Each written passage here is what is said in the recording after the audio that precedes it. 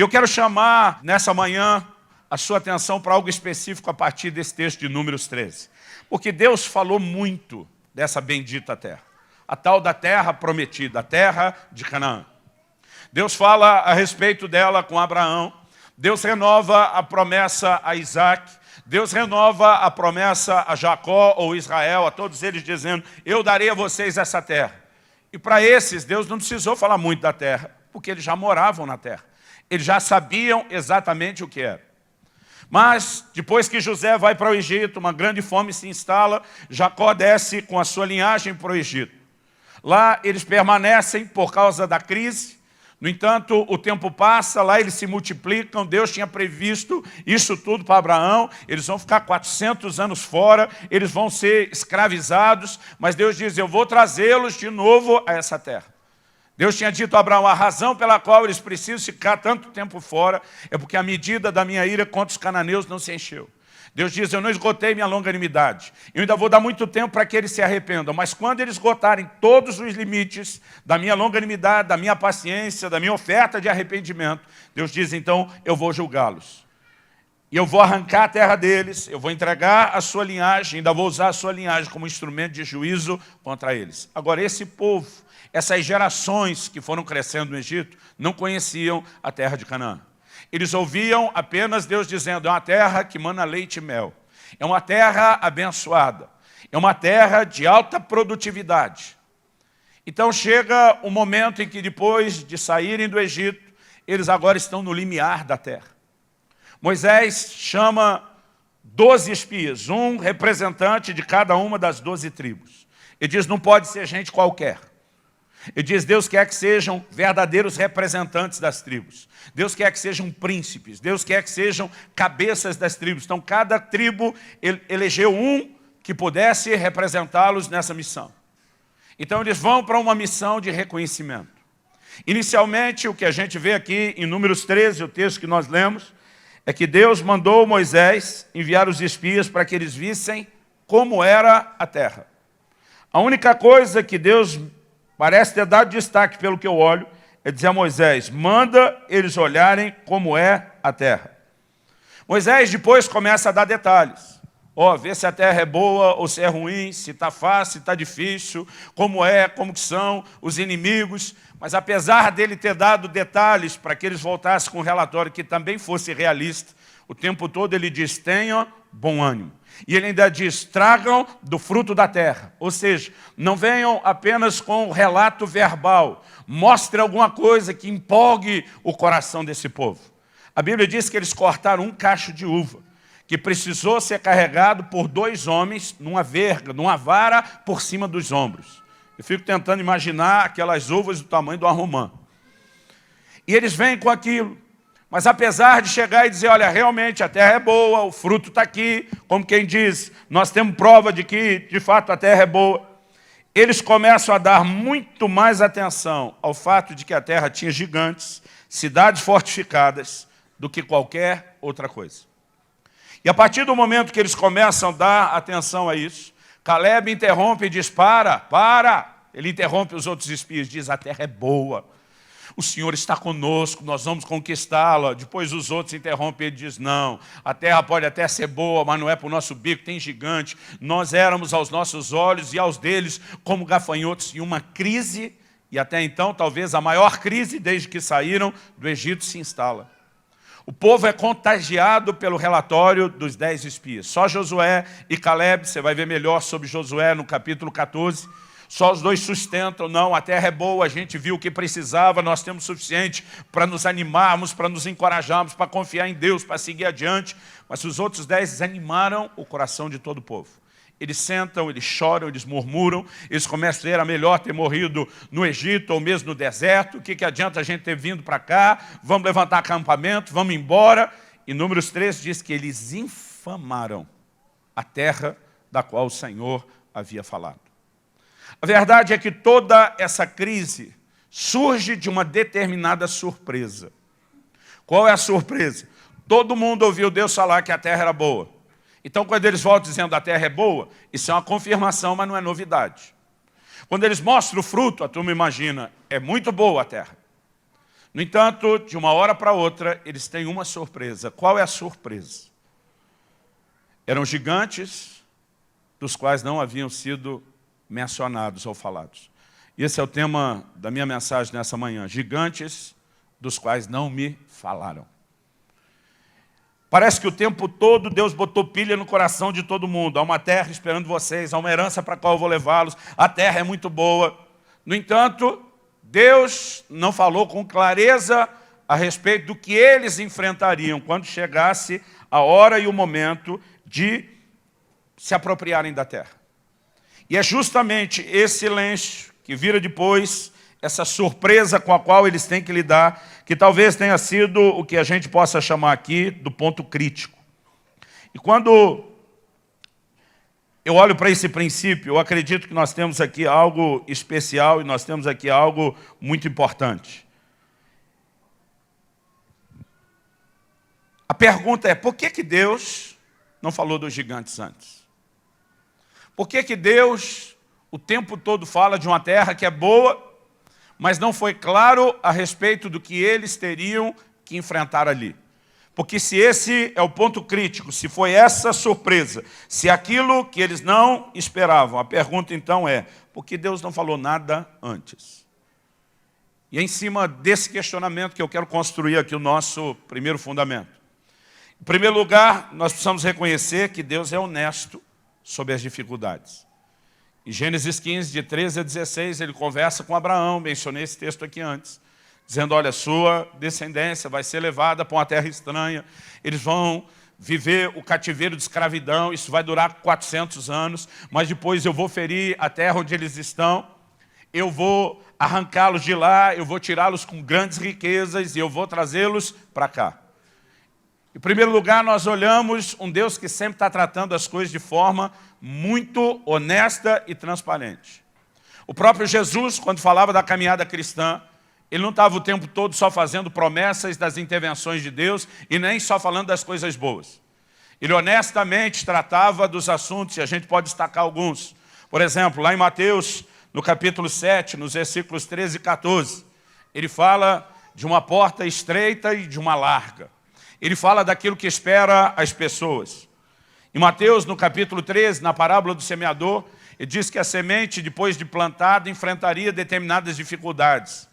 Ele fala daquela semente que cai num solo de pouca profundidade, e quando sai o sol, ela seca, e ele chama o sol do quê? Das perseguições por causa da palavra. Ele honestamente está dizendo, depois que você crê, o sol vai vir com força contra você, e é por isso que você precisa de profundidade. Ele fala dos espinhos que poderiam sufocar a semente. Nós olhamos as menções de Jesus, e ele é muito honesto. Em João 16, 33, ele diz, no mundo tereis aflições. Ele não estava escondendo dificuldade de ninguém. Embora o tempo todo, mesmo quando fala de problemas, nós precisamos entender que Deus tenta colocar os nossos olhos não na adversidade, não no problema em si. Porque mesmo quando Jesus diz, no mundo tereis aflições, ele diz, mas tem de bom ânimo. Ele está dizendo, mesmo quando você tem que ser honesto e realista acerca de algo, você não pode deixar isso suprimir a esperança do seu coração. Em Lucas 14, Jesus começa a dizer, olha, o homem que vai construir uma torre tem que sentar primeiro e calcular quanto custa. E basicamente ele começa a falar através dessa analogia que cada um de nós deveria calcular quanto custa a caminhada cristã. Ele diz, você vai ter que enfrentar e lidar com renúncias. Você vai ter essas e essas circunstâncias. Então, nós olhamos e vemos um verdadeiro perfil na maneira como Deus trata as coisas. E nós podemos reconhecer, Deus é honesto a respeito das dificuldades. E Ele não tem uma intenção de escondê-las de forma desonesta, de mentir. Aliás, a Bíblia diz que Deus não pode mentir. Então, a pergunta é, por que se Deus já tem esse padrão de honestidade, se Ele não mente, de vez em quando a gente percebe que mesmo na hora de tratar de algumas coisas que são negativas, Deus usa do que eu chamaria aqui de uma boa psicologia. Por exemplo, lá no livro de Apocalipse, mesmo na hora de confrontar as 7 igrejas da Ásia, antes de tocar no ponto que precisa ser consertado, o Senhor começa dizendo, eu conheço as tuas obras, por exemplo, carta à igreja de Éfeso, o teu labor, a tua perseverança. Deus começa a destacar tudo que tem de positivo a ser destacado. Ele diz, Suportastes provas por causa do meu nome e não desfaleceste. Puseste a prova, se dizem apóstolos, não são. Os achaste mentirosos. Daqui a pouco ele diz, tenho porém contra ti, que abandonaste o teu primeiro amor. Mas depois disso ele diz, mas também tens a teu favor, que odeias as obras dos nicolaítas. Nós precisamos entender, querido, que o foco de Deus, ainda que honesto e realista, nunca é um foco pessimista. A maneira de Deus tratar, nunca, você não vai achar isso em lugar nenhum da Bíblia, nunca é negativa e nem pessimista. Até na hora de corrigir, diz, pode até ter uma coisinha aqui, porque ninguém é perfeito, mas você tem tudo isso contando a teu favor. Agora a pergunta é, por que esse Deus não apresentou a visão dos gigantes antes? Eu quero que você pense comigo, não apenas nesse episódio específico, mas quando o assunto é conquista. É lógico que nós vamos construir o raciocínio a partir da terra de Canaã.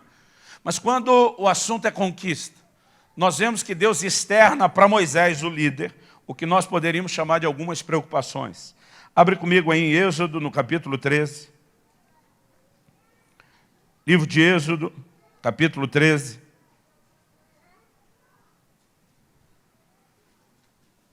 Versículos 17 e 18.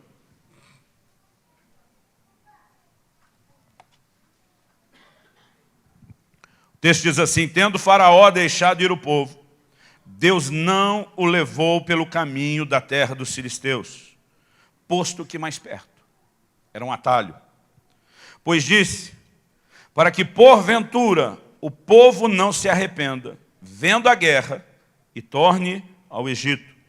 Porém Deus fez o povo rodear pelo caminho do deserto, perto do Mar Vermelho. E, arregimentados, organizados agora em exército, subiram os filhos de Israel do Egito. O texto é muito claro. A Bíblia diz, Deus não levou o povo logo de cara de saída pela terra dos filisteus.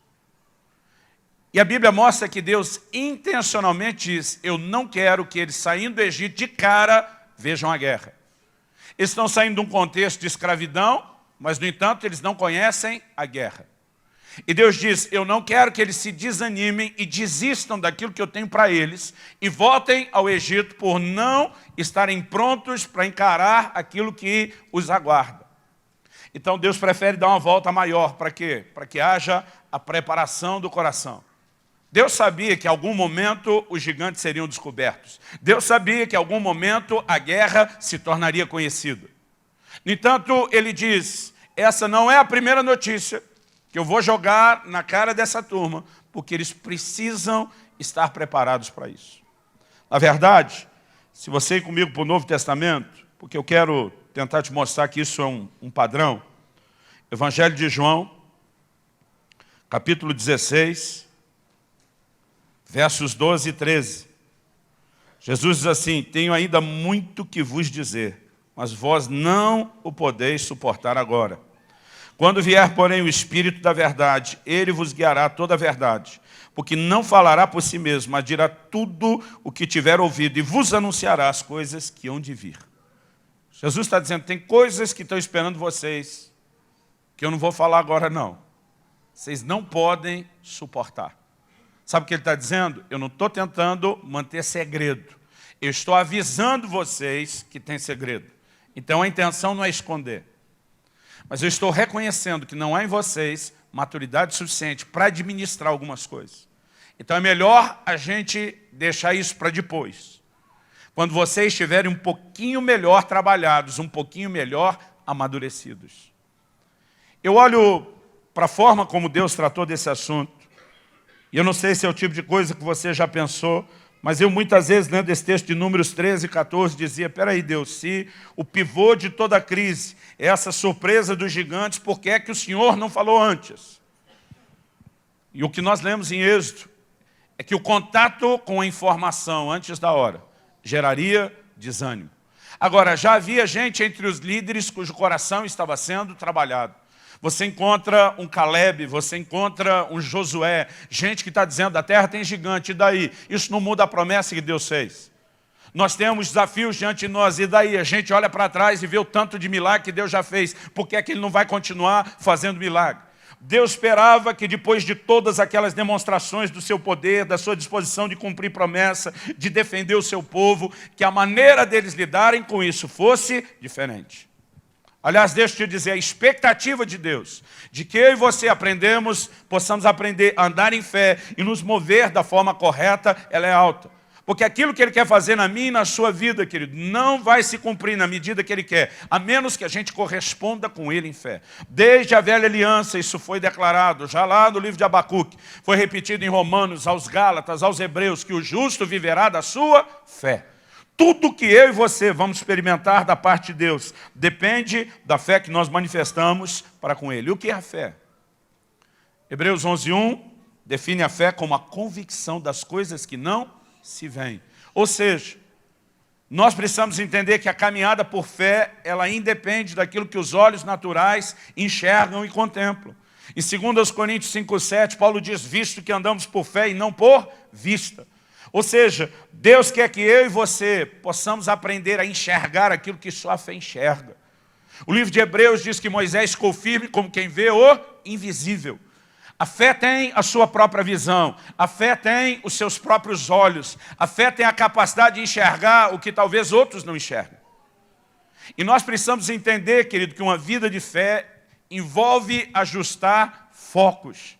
Não apenas nós conseguimos ter alvos e metas a serem perseguidos, mas envolve a capacidade de enxergar isso a despeito do relatório das circunstâncias, a despeito do que aquilo que os nossos olhos natural veem. Na verdade, a gente poderia definir isso como um choque de visões.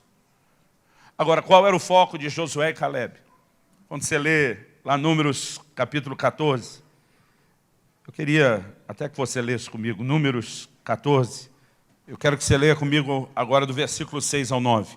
E Josué, filho de Num, e Caleb, filho de Jefoné, dentre os que espiaram a terra, rasgaram as suas vestes. Na hora que o povo está murmurando, chorando, falaram a toda a congregação dos filhos de Israel, dizendo, a terra pelo meio da qual passamos a espiar é terra muitíssimo boa. Se o Senhor se agradar de nós, então nos fará entrar nessa terra e nos dará, terra que mana leite e mel.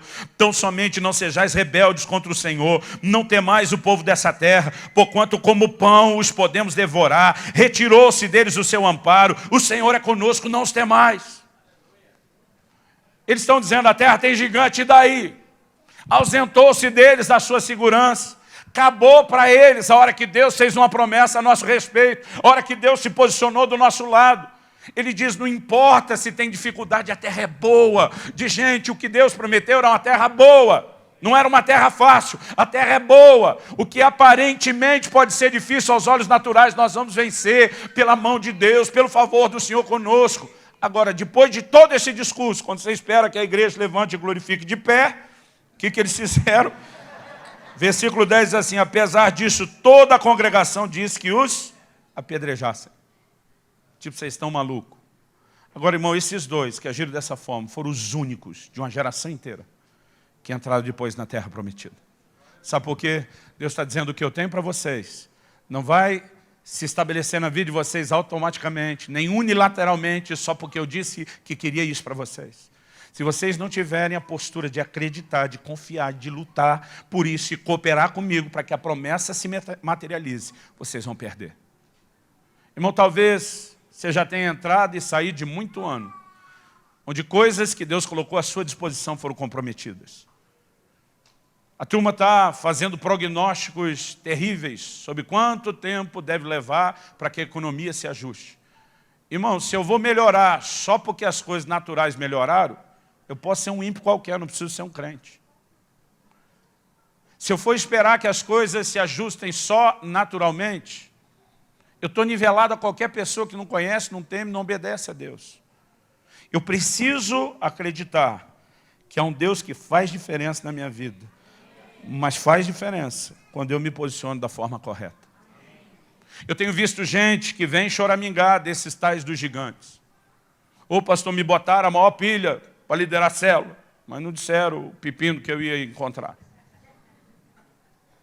Pastor, me disseram que o casamento era uma bênção, não disseram que tinha tanto ajuste pela frente.